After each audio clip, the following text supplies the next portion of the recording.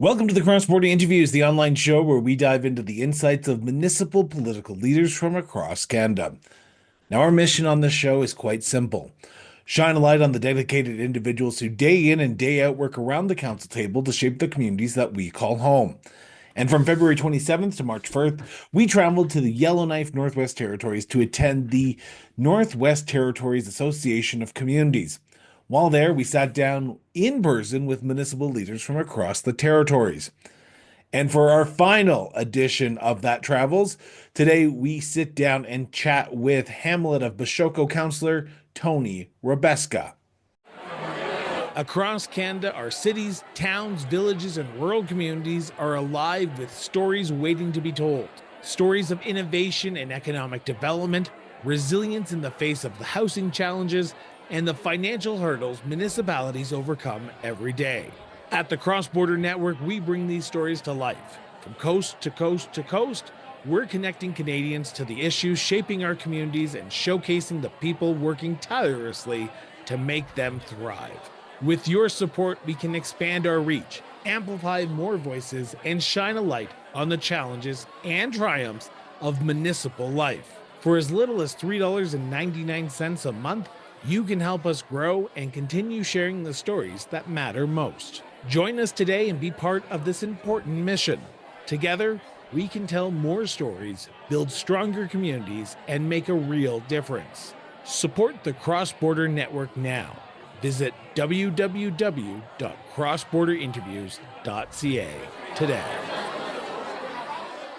Tony, thank you so much for sitting down with me. I've got to start with a simple question, then we'll get into the crux of the interview.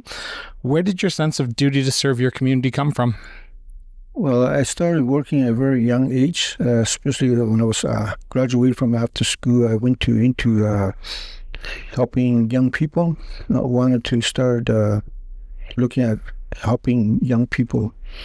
So I got into a youth program as a youth program coordinator, to start looking to how can we, as a youth, work together to make positive changes for the future.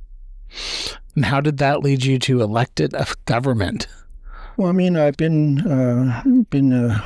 got a youth program started, and started a youth conference and invited many different facilitators to share information on the importance of how our future, what is a healthy future for our young people. And I got into many different boards. I sat on the Friendship Center board. I sat on different boards in different communities and cities. So I had over probably 30 years of experience on sitting on the board. I ran as a chair. I ran as a president for the board. And we made a lot of progress and changes to help develop a really good plan and strategic plan for future generations. So my experience that I put, not only my experience, but my background and my education, I'm also addiction counselor. My background is health and wellness, and as well as school guidance counseling. And you're a jack of all trades. Jack of all trades, and helping young people. I started very young, and I went for 4-year school to become, the field in the addiction and health and wellness. So I think for me, I've been on so many different boards. I was able, but I said, well, I think my challenge is to help the community. I think I could contribute and help as much as I can to have a better path for the next generation. Do you mind if we talk about the next generation for a few minutes and what you're seeing on the ground? Sure. Every community has its own challenges. Every community has its unique share of challenges. Over the last few days, I've been listening to the sessions, I've been listening to the resolutions, and it seems like addictions and young people's ability to get good jobs, get good housing, is at the forefront of a lot of municipal concerns right now. Would you agree with that? Well, yeah. When I first started into addiction counseling, I did my own survey of what the needs are to help our people. We've looked at interviewing over 1,000 people, out of that, we started to look at how addiction has impacted our community. It's not only addiction, but it's looking at how addiction contributed to abusing the alcohol and the substance. And the core stuff that they're dealing with was from the residential school trauma. And not only that, but also looking at the loss and grief as well as addiction, ongoing addiction. So if we start looking at these core issues and then we sent a message to the leaders saying, if we don't deal with these crises, in 10 to 20 years, you'll see more increase. I think that's where the leaders decided to look at it and said, okay, we'll look at it and support you. What role does your council have to play in addressing the issue? Because it is a all-prong approach. The territorial government, the federal government have to come to the table as well to help out. What role does the council play in addressing mental health and addiction issues that young people may be facing in your community? Well, many of our people, especially in our culture and our language, it's very, you have to look at it in a way that how did our people were able to heal with themselves on the land. And just listening to elders, there was a lot of teachings that our elders did to make sure that they themselves were healthy enough to go out on the land, be able to confront these obstacles and how to overcome these barriers. I think a lot of our elders were able to do that. It's just that we need to start listening to our own people to look at these are the challenges, and I think there's a way to make things happen and get elder support as well. I think there's in the past we had over 26 local people trained in that field. They're ready to take on that role to help our people. I think we're ready to take it on and put a strategy in place to listen to people and help them to develop this plan. But how can we make sure that they provide service we need in the community? You talk about what people are saying. What are people saying to you? What are people telling you as counselor that can be fixed today? I think that's... it's a pretty heavy question, I understand. No, it's not so much. We've been working on this for quite a while with a strategy to make sure that we have a good, healthy community. Do you think you do? Yeah, we have really bright young people, and not only young, but elders as well, who are trained in that field. They're ready to take on from each community, Huati, Gamiti, Wukuchi, and Bechoko. It's just a matter of putting them on board and give us direction. They already have direction. It's just a matter of setting down, develop, and start implementing. So I think we're ready to take on. For me, I have 40 years experience in my addiction field as a cultural worker and manager.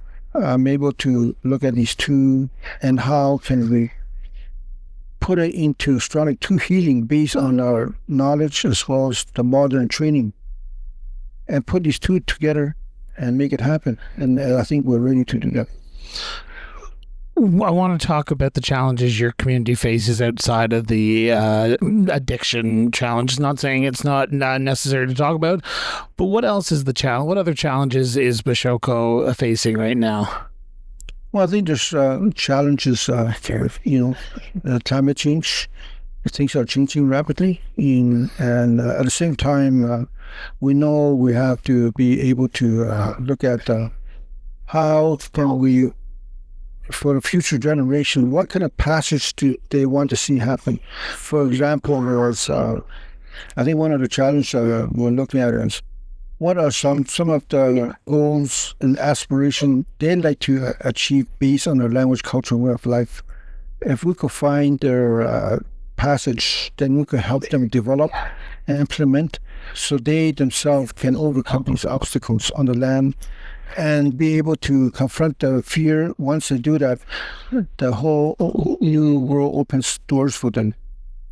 And then there'll be more be able to look at their financial. They'll be able to look at their lifestyles and how to cope with these challenges, and be able to look at self-care. And even, so I think there's a route that we could help develop and support are in the community, but at the same time we just need commitment. Commitment from who? The territorial government or the federal government or other Canadians? Who do you need the commitment from? Well, like the council plays a role, but also under MACA there's the policies they have that runs the governance, but we need to work together. In order to make things happen, we have to collaborate and work together and develop and look at implementing programs based on the language, culture, and way of life. Now, I do hear people talking in the conference, so that means it's my time to almost wrap up, but I have a few other questions for you, and I'm just going to go with two, if you don't mind. Mm-hmm. What are some of the things to do in Bechoko that if people drive through, they need to stop in and see? What are the tourism draws? What is the fun things to do in Bechoko? Well, I think there's a lot of opportunities slowly coming up forward. There's going to be on a land curriculum development that's looking at bringing the young people back on the land to look at the teaching cultural curriculum is based on how to be a good hunter, how to be a good high tanner, how to be a good sower.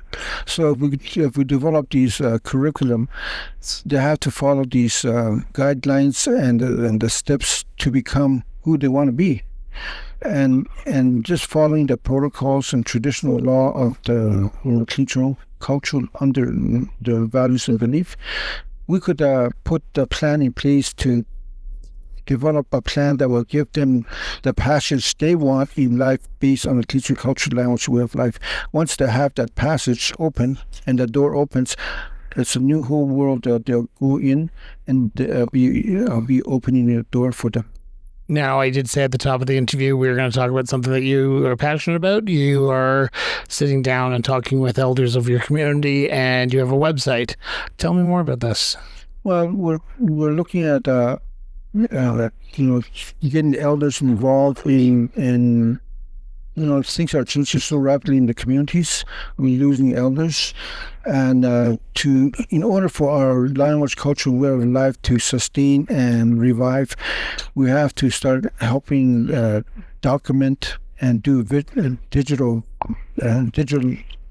programming to look at their biography and share their knowledge, their life on the land, and some of the elders went through hardship.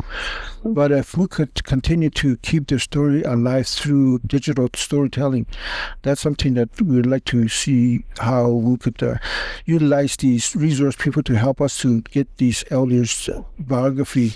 And not only that, but in order to understand, if you want to be a hunter, then there's certain steps you have to follow to be validated to be a hunter. So we'd like to see how we could digitize and do documentary on the land while they go hunting, and just follow and do each footage of each steps, and share story and let the young people share their stories as well as the elders. So we could utilize and keep this for future generation to knowing that these are the steps that they need to follow to be who they want to be on the land. Well, this is why I started the show, because we learn from the past, right? Mm-hmm. This is a staple in time. So Tony, Councillor, I thank you so much for sitting down and talking to me. Okay, thank you. Merci. I'm a shaker of a hand. Thank you so much for tuning in for another episode of Cross Border Interviews. Now, we hope you've enjoyed today's conversation and gained some valuable insights into the world of Northwest Territories municipal local governance. If you haven't already, be sure to subscribe to the show on your favorite podcast platform or on YouTube, and follow us on social media at Cross Border Network. To learn more about the people and communities that we feature on this show, visit us online at crossborderinterviews.ca. Be sure to share this episode with your friends, your family, and yes, even your community, and help keep the conversation going. So until next time, stay informed, stay engaged, and we'll be back with a brand new episode of cross-border interviews soon. Till then.